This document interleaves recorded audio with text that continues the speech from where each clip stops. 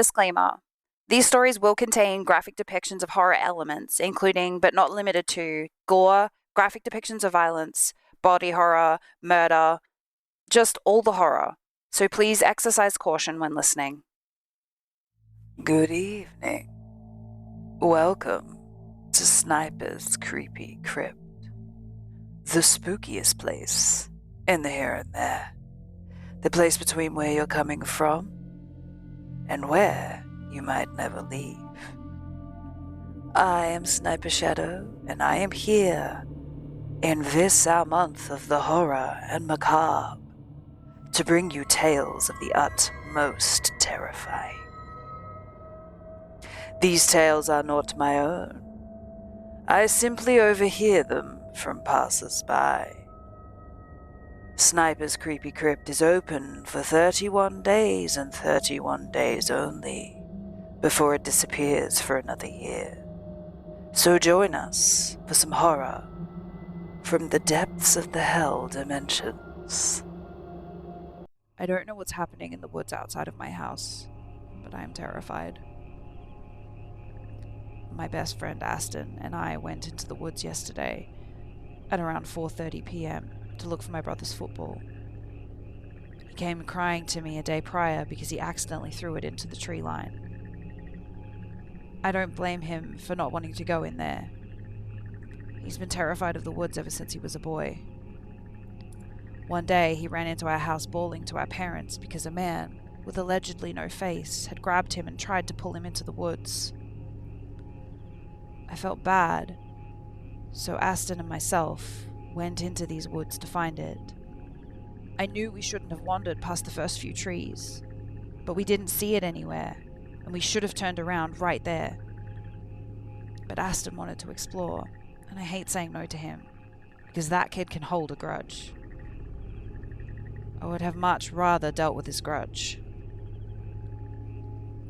We walked farther and farther into the woods, until I got far too uncomfortable, and I told him we needed to leave. We turned back, and on the way I began to feel really uneasy. Gift when it comes to knowing what is and what isn't a bad situation. As we wandered back, I noticed something ahead that stopped me in my tracks. It was a staircase. I don't know what the hell it was doing there, and just the sight of it made me uncomfortable. It screamed, "Stay away." As soon as Aston saw the stairs, he ran over to them smiling. He cursed in amazement and then looked at me. The stairs were old and wooden.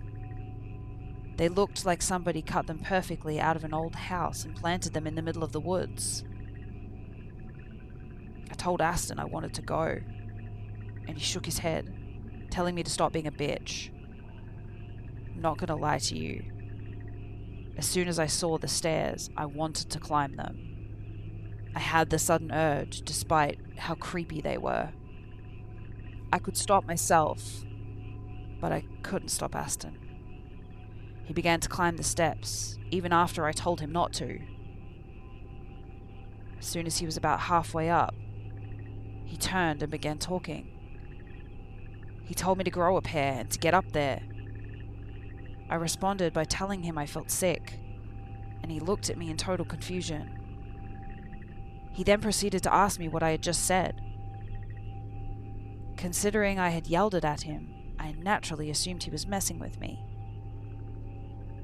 I repeated myself, and he told me to stop. He was getting angry. I asked what he was talking about, and he began freaking out, smacking his ears. At this point, I knew we had to leave. I went to grab him, but as soon as I got near, a loud, ear-piercing sound started blasting through the air. I live near train tracks, so I know loud, and trust me, when I say this was probably the loudest noise I have ever heard, it was a whistling. Like the noise a wiffle ball would make flying through the air, but times 1,000. It hurt me so goddamn much that I fell to the ground in pain. It lasted for about a minute before it finally went away, and I was bawling. My head was killing me. I got up and began telling Aston we had to leave. but I was interrupted by what I saw. Nothing. The fucking stairs and Aston had disappeared. I spun around twice, thinking I got turned around, and called his name like 1,000 times before running back to my house crying. I told my parents everything, and they called the police. As soon as they arrived, I told them everything, and they began looking for Aston. I gave them the number of Aston's house phone, and I even offered to take them to the spot. They called the number, and I've never been more confused.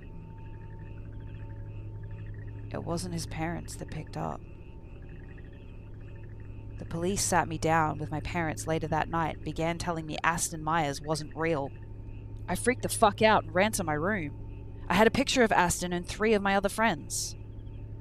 I opened my junk drawer and grew desperate when I found the photo and saw that Aston was gone. I checked social media as well and even went to his house.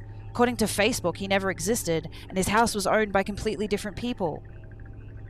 There was not one goddamn trace of Aston Myers, and apparently I was suffering from symptoms of, and I quote, extreme loneliness and depression. My parents are taking me to a goddamn doctor. I know he was real. I need help. Please. If there is any kind of urban legend or myth about stairs, I need help. I'm not crazy.